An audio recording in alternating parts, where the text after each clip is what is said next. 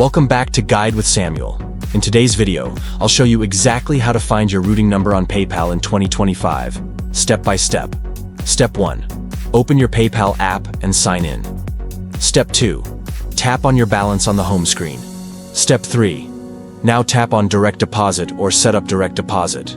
Step 4. You'll see your PayPal assigned bank info, which includes routing number, account number, the name of the bank, usually PayPal's partner bank, like Sutton Bank or Wells Fargo. Step 5.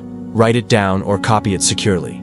This is the info you'll need to receive direct deposits like salary or tax refunds. Double check you're looking at the PayPal balance account, not linked banks. This routing number only works for incoming payments, not wire transfers in some countries. And that's how to find your PayPal routing number. Like and subscribe for more smart finance guides with Guide with Samuel.